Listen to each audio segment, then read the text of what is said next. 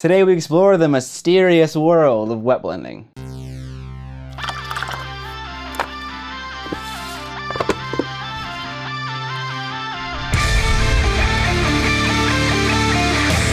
What up, mini people? Wet blending is the act of mixing two paints while still wet on a miniature to create a transition between the two colors. It can be fast and also produce a pretty seamless transition, but there are a few quirks to accomplishing it successfully. But before we get into that, let's just see what wet blending is. In this example, we're using two scale 75 colors, deep blue and Arden's green. There's no particular reason I'm using these colors other than that they produce an interesting and fairly simple transition.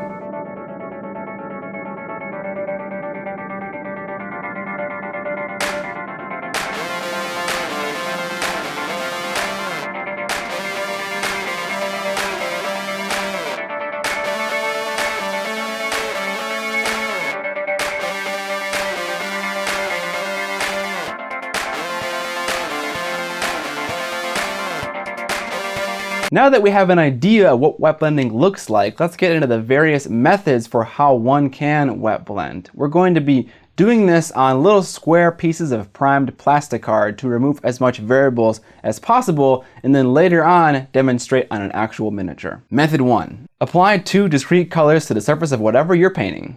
Clean your brush in between each color. And then with a clean, damp brush, pulling the brush in a downward motion, work up and down the transition, mixing the middle portion. Add more color to each end and blend it into the still wet paints to your satisfaction. Sometimes letting this transition dry and reapplying it again will intensify the colors and also smoothen the blend. Method number 2. Place one color that covers the entire region of what you're painting. Clean your brush, pick up the next color, and start to blend it into the region where you want the most intense portion to start, and keep blending. Just like the previous method, letting these two colors dry and reapplying them will intensify the colors. The difference here is that the second color you apply will come out less intense, but the blend may be smoother. Method number 3. Employ method 1 or 2, but do it on a pre-wetted surface. You can even do something like pre-wetting the surface with a 1-to-1 mixture of water and retarder. This will extend the drying time of the paint and allow for blending for a longer time.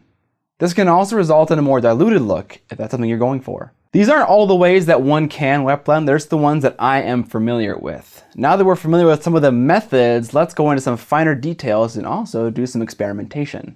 The brush I'm using for this process doesn't have a perfect tip, and that is by design. You want to use a brush that has a wider tip, kind of like a filbert style brush, or just an older brush that has lost its tip. A wider pattern with your brush is going to help apply more of a seamless transition as opposed to a very sharp, pointy one.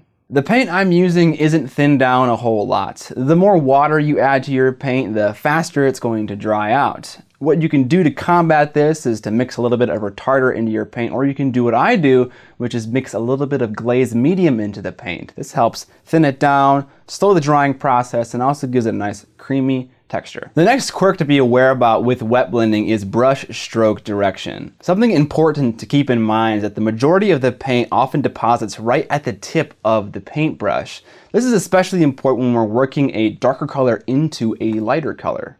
With a paintbrush, when you're doing this up and down motion, a little bead of paint appears at the tip of the brush. If we're pushing our shadows into our highlights, we're going to fight this bead of paint all the way until the highlight or until we decide to stop and see an obvious transition from one color to the next. The correct methodology, as far as I can tell, is to pull the paint into one another instead of pushing. An easy way to remember this is that you should point the brush tip toward the color that is loaded into your brush. This way you can ensure that this bead of paint, which is constantly changing in color as you're mixing the color, is being deposited closest to the color it matches in your gradient. The next idea to be aware of is mass tone and undertone. These are artsy-fartsy terms and I feel special using them.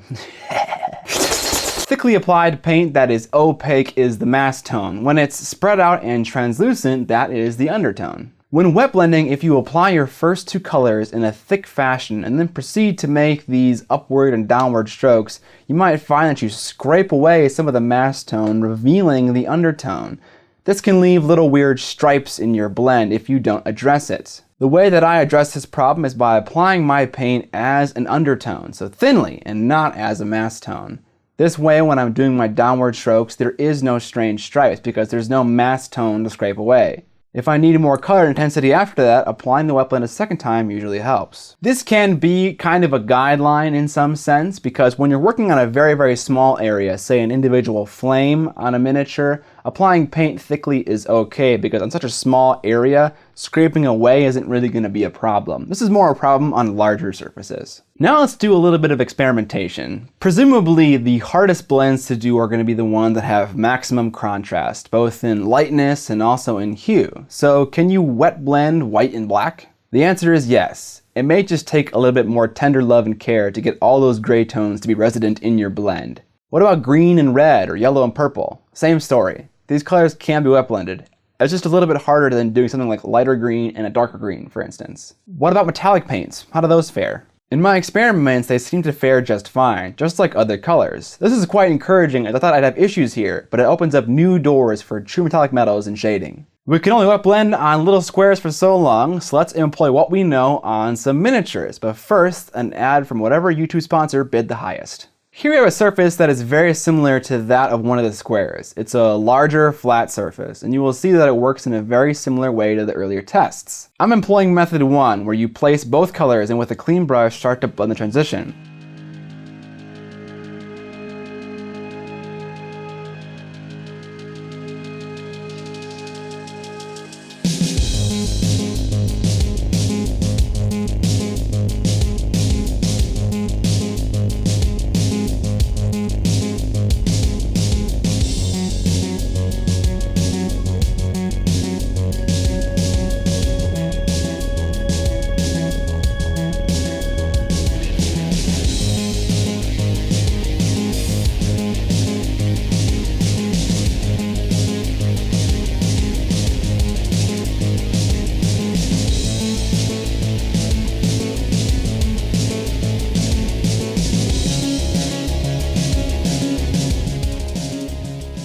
Once I'm satisfied with the color transition, I then reapply my highlight and then add an even brighter highlight and blend just the bright end of the highlight. This is a more selective way to wet blend. I'm only targeting the upper part of the blend and not the bottom part where the shadow is.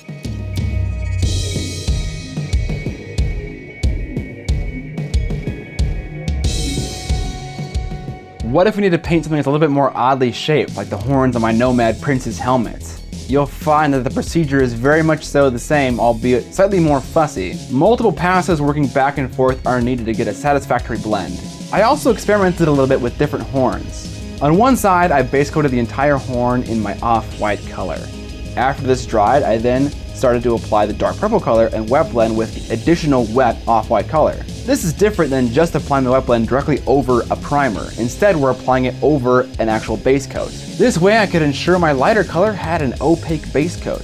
I also did the same with the shadow. I base coated a portion of the antler in dark purple and another in off-white.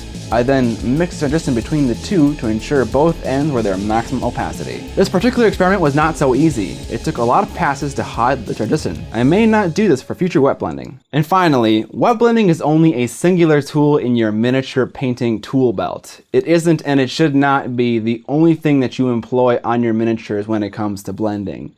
Adding color nuance with glazes or cleaning up transitions with feathering, both videos pending, are both great ways to use blending methods in conjunction with one another to get a very good result. A lot of painters I know use wet blending as a foundation to create something that has shadows and highlights on the miniature right away, and then embellish on top of it with other methods. How will you use wet blending? Enough about wet blending, let's check out a mini person's model. Good old jive, good old jive, yeah. Let's go to submission. What we gonna do? How we gonna do? Oh man, there's a lot of you guys. Let's do Konrad Krajewski. That's not right. Konrad Krajewski. I hope I pronounced your name right. What you got, Konrad? That's a pretty dope name, by the way. Tiny Pick. Ooh, Necrons. Oh, I love the blending on the green, especially in the orb. Speaking of wet blending, this is totally not related, but that's a nice blend going from that darker kind of Dark Angels green to that brighter like Uriel yellow or Sunburst yellow, whichever yellow you use. Those are some nice greens, and also on the scythe itself, very good edge highlights. I like that a lot. I also like the differentiation in metals between the brass and the silver, and the rib cage also has a little bit of green there too. That's pretty cool. Thanks for the submission, Conrad. I really appreciate it. Thanks for checking out my video. If you liked it, give it a thumbs up. If you want to support the channel, I sell t-shirts and stickers on my Redbubble account. You can find the link in the description below and also in the banner of my YouTube channel. Subscribe or die, and most importantly, don't forget to more nitties! It can be fast, and it also can be what? What else can it be? Hey, I don't know. What up, wet blending? Breaststroke on little miniature. Little miniatures? Fucking course they're little miniatures. They're miniatures. The word mini is in the name. Has some shylights and some shadows. Some shylights and some shadows.